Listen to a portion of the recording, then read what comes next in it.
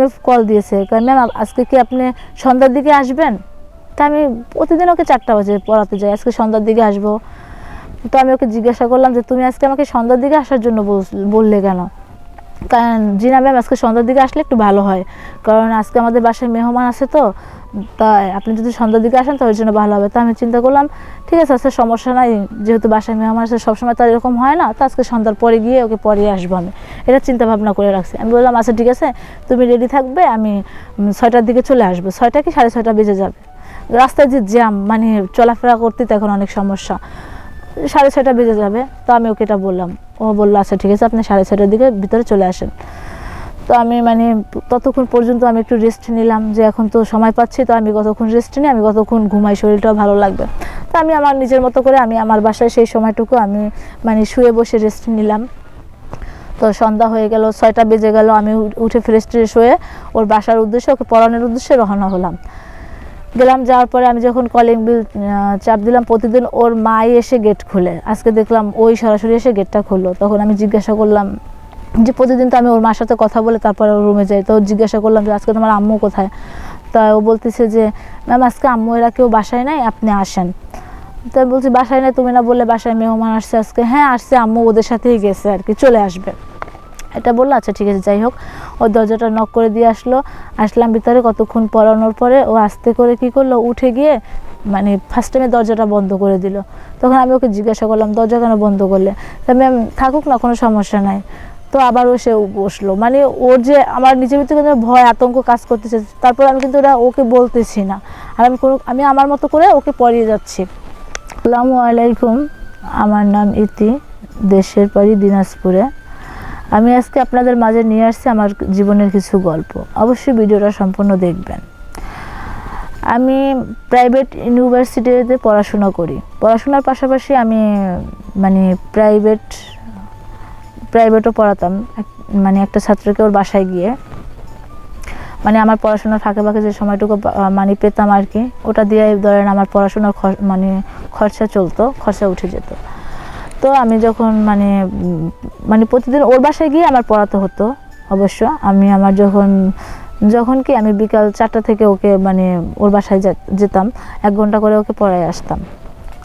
অবশ্য আমার সেই ছাত্রটা, ওর মাথার ব্রেন কিন্তু তেমন একটা ভালো না, মানে ও মানে ওরে অল্পতে আছে না, অনেক ছাত্রছাত্রী অল্পতে খুব সহজেই একটা জিনিস পড়ালে মাথায় মানে মস্তিষ্কে ধরে রাখতে পারে, জাস্ট ওর বেলা এরকম ছিল না, মানে মাথার ব্রেনটা একদমই দুর্বল ছিল। তারপরেও মানে ওকে পড়াতাম এই কারণে, কারণ ওর বাসা থেকে আমাকে যে বেতনটা দেওয়া হয়তো না চাইতেই, যেটা মানে ওরা ভালোই একটা বেতন দিত আমাকে, এই জন্য জাস্ট এটা চিন্তা করে আমি ওকে পড়াতাম। কারণ এদিকে আমিও পড়াশোনা করি, আমারও একটা খরচা আছে, আর আমার ফ্যামিলিগতভাবে এত দূর পড়াশোনা করানোর মানে ওদের পক্ষে সম্ভব না। তো এখন নিজে যতটুকু পারি এই টিউশনি করিয়ে যে কয় টাকা পাই, আমি সেই টাকা দিয়ে নিজের খরচাগুলো চালিয়ে নিজেও পড়াশোনা করি, পাশাপাশি নিজের খরচা টুকটাক করে চালিয়ে যাই। তো আমি প্রতিদিন ওদের বাসায় গিয়ে ওকে পড়িয়ে আসতাম। তো মানে অনেকদিন যাবৎ লক্ষ্য করতেছি যে ওর মানে চাওয়ার ভঙ্গি, মানে কথা বলার ধরন সব কিছু চেঞ্জ। তারপর ওগুলো আমি মাথায় নিতাম না, পড়ানোর শেষে আমি চলে আসতাম। আবার একা একা এসে বাসায় বসে চিন্তা করতাম যে আমি যখন ওকে পড়াই, যখন আমি ওর চোখের দিকে তাকাই, একটা ছেলের চোখের দিকে তাকালে কিন্তু মানে বোঝা যায় যে ওর চোখের ইঙ্গিতে কি মানে কি ভাষা কি বোঝাতে চাচ্ছে, চোখের ভাষায় কি বোঝাতে চাচ্ছে। তারপরে মানে আমি ওটা মানে লক্ষ্য করতাম না, মানে লক্ষ্য করতাম কি ওকে বুঝতে দিতাম না, আমি আমার মতো করে ওকে মানে পড়ানোর সময়টুকু পড়িয়ে চলে আসতাম। তো এরকম করে সুন্দর করে ওকেও পড়াচ্ছি, আর এর পাশাপাশি আমার টিউশনির পাশাপাশি আমি নিজের স্টাডিও মানে চালিয়ে যাচ্ছি। যাক, আমার জন্য ভালোই হলো ওকে পড়াতে পেরে। ভালো হলো বলতে বললাম তো, মাথার ব্রেনটা একটু মানে কাঁচা, তারপরও কি মানে পেমেন্টের জন্য ওর পাশাপাশি ধরেন আমার ভালোই চলে যায়, আমি নিজের সব কিছু দেখভাল করতে পারতেছি এর জন্য। তো এরকম অনেক দিন চলে যাচ্ছে, মানে ওকেও পড়াচ্ছি। আর ওর ফ্যামিলিতে আমি মানে যখন যে পড়াই বাসাতে, তো ওরা সবাই আমাকে অনেকটা ভালো জানে যে আমি অনেক সুন্দর করে বুঝিয়ে পড়াতে পারি। এর জন্য কিন্তু ওরা আমি ব্যতীত অন্য কারো কাছে ওকে পড়তে দেয় না, যে আমি নাকি অনেক সুন্দর করে গুছিয়ে ওকে পড়াই, অনেকটা সময় দিয়ে ওকে এর জন্য। তো একদিন হঠাৎ করে আমাকে বলতেছে যে বিকেল টাইমে কল দিয়েছে, ম্যাম আজকে কি আপনি সন্ধ্যার দিকে আসবেন? তা আমি প্রতিদিন ওকে 4টা বাজে পড়াতে যাই, আজকে সন্ধ্যার দিকে আসবো। তো আমি ওকে জিজ্ঞাসা করলাম যে তুমি আজকে আমাকে সন্ধ্যার দিকে আসার জন্য বললে কেন?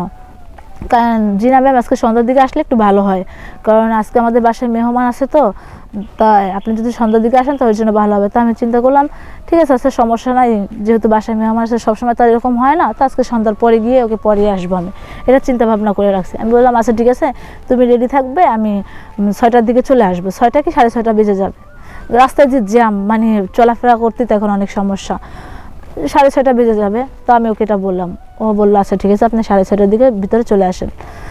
তো আমি মানে ততক্ষণ পর্যন্ত আমি একটু রেস্ট নিলাম, যে এখন তো সময় পাচ্ছি, তো আমি কতক্ষণ রেস্ট নিই, আমি কতক্ষণ ঘুমাই, শরীরটাও ভালো লাগবে। তো আমি আমার নিজের মতো করে আমি আমার বাসায় সেই সময়টুকু আমি মানে শুয়ে বসে রেস্ট নিলাম। তো সন্ধ্যা হয়ে গেল, 6টা বেজে গেল, আমি উঠে ফ্রেশ ট্রেশ হয়ে ওর বাসার উদ্দেশ্যে, ওকে পড়ানোর উদ্দেশ্যে রওনা হলাম। গেলাম, যাওয়ার পরে আমি যখন কলিং বিল চাপ দিলাম, প্রতিদিন ওর মাই এসে গেট খুলে, আজকে দেখলাম ওই সরাসরি এসে গেটটা খুললো। তখন আমি জিজ্ঞাসা করলাম যে প্রতিদিন তো আমি ওর মার সাথে কথা বলে তারপরে ওর রুমে যাই, তো জিজ্ঞাসা করলাম যে আজকে তোমার আম্মু কোথায়? তা ও বলতেছে যে ম্যাম আজকে আম্মু এরা কেউ বাসায় নাই, আপনি আসেন।